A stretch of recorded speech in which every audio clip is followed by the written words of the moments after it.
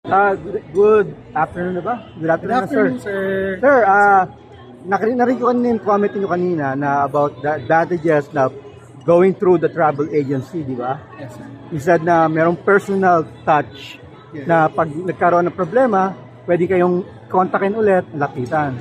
Pero sir, kasi I've been traveling, a frequent travel for several years already. Yes, sir. That's an advantage for mga newbie travelers. Yes. Pero pag experience ka na, sanay ka na, alam mo na yung gagawin. So medyo kami, ang ginagawa kasi namin sir, we go through online apps. Yes. So through online apps kasi we can have selection na agad na available. They list it down, ayun mga available na mga prices for the airline, for the hotels. Nandiyan na agad, you can easily compare it. Yes. And I've been frequenting mga travel expo events sa SMX, sa World Trade Center, sa One Ayala. I've been several mga travel expo events. And if we will compare it to the online, for example, Traveloka, gano'n, mas mababa pa rin talaga. Mas mababa pa talaga ang price. Ang laki pa rin ng difference, sir, compared. So, usually, ang ginagawa namin, for example, kagagaling ko lang ng Cebu, Mindanao, we went to Coronadal, Jensan. We tried booking sa mga travel agents, kaya ang laki ng difference compared sa pag nag-online apps ka. So, ano sir yung magiging parang pinaka-edge talaga? You mentioned it kanina na eh. Pero ang laki pa rin sir. Probably at the event we can manage to have something na talagang will be competitive sa mga online apps. Sana magkaroon tayo ng gano'n sir. Kasi ang laki talaga ng difference eh. If you'll compare it with the pricing. I'll explain the price of the online app. The price is, they get it wholesale. These online apps like, si online app A, kukuha siya na wholesale sa itong hotel na to. Kasi I'll get 50 hotel rooms. So nakukuha niya mababa. Kaya ganon. However, ang difference ng online app at saka travel agency, kami, nakakausap niyo. Yun nga, yung kanina, minansin nyo kanina. Sa panahon ngayon, na laging nagkakaroon ng pagbabago ng schedule, Correct. na katulad ng na-delay na flight, nagkabagyo, force majeure, so stranded ka. What happens? Who do you talk to? That's where we come in. Kaya mas mataas ng konti. It's the premium na you get to talk to someone to fix your problem. Hindi katulad ng, sige, sa amin okay lang naman. We are proud that there are people who can do DIY. You get it cheaper. Natutuwa kami para sa inyo. But when it comes to the time na nagka-problema kayo, we are sorry but we cannot help you because your booking is not with us. With travel kasi, kailangan kasi nakikita mo yung itinerary. It's online, yung booking mo, kung kayo, sa amin kayo nag-book, makikita namin yung booking ninyo for the airline, for the tour, for the hotel. Pag hindi namin nakikita yun, hindi namin maayos yun. Kasi it's out of our territory already. Ang may hawak na yun, yung online entity. Na hindi namin alam kung natatawagan. I've never tried calling them. But then again, I've never tried them before. Siguro nung college ako, yes, I tried. More nga. But pag nagka-problema ka, yun yung yun yung actual that's the actual advantage difference, is the edge. advantage. You get to talk to someone to Correct. fix your problem. Tao mismo kausap mo. Kaya mas mahal ng konti. Hindi naman eh. Tapos may kasama pa insurance. Kami, we offer insurance also. Just in case magka-bagyo or stranded kayo or na-aksidente kayo, nagkasakit kayo, linagnat kayo, wag lang ma-offload kasi offload wala tayong solution dyan.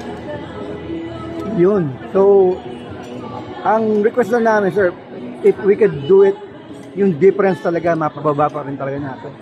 Yung pagbababa ng presyo po kasi, we are trying to, as an association, QCTAA is talking to DOT and other entities with the government to talk about it, because in other countries mayroon local rate.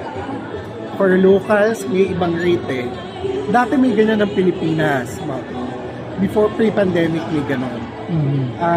Ngayon kasi nag-standardize across the board for locals and tourists. Ganon ang presyo. Let's see what we can do with that. We will still lobby. First, we will lobby with Quezon City. We're joining the Tourism Council. Tignan natin kung magagawa natin ito. Ang suggestion ko, sir, maybe we could create something like an app then, para nakalist down dun yung mga travel agency nyo, na, and then para we can compare the prices, parang ginagawa ng Traveloka nga. Nakalist down yung mga from the lowest to the highest, pero nakalista doon yung mga mga amenities. You can choose from the flight to the hotel, parang ganon. The problem with that naman pala, sir, is it varies kasi. Oo nga. With the travel agencies, when we look at the booking site, the airline booking varies according to the time you get the booking. So, kunyari ngayon, supply and demand, parang law of supply and demand. Pag nababawasan yung supply, tumataas yung presyo. So, ganun po nangyayari sa airline. Kaya hindi kami nakakapagbigay ng itong rate hanggang for so many days. Sa amin, it will change accordingly. Actually, sa app, ganun din eh. Nag-update din siya. Maramdaman nyo din yun sa app. Nagbabago rin siya, nag-update din. And then sometimes talaga, pag nagkaroon ng change of flight, talagang automatic pinapalit nila yung flight ng time o kaya yung day, ganun. Hindi, mostly time. Hindi lang ramdam masyado sa app kasi hindi sila real time. Sa kaming travel agencies, once nagbago agad yung rates ng airline, sasabihin namin agad kay client. No surprises. Yung sa online app kasi minsan, pagdating sa pay, magbabayad ka na, saka lang nagbabago yung rate. Nagkakaroon na additional ganyan. So, hindi rin ba true sir yung sinasabi nila na yung mga travel agency daw, talagang inaabangan talaga nila yung mga flight, mga promos, and then kinukuha na nila before pa ilabas ng mga airlines. No, that's not true because yung mga promo na ganyan, usually airline-centric yan. Nasa promo yan ng ng online ng airline mismo.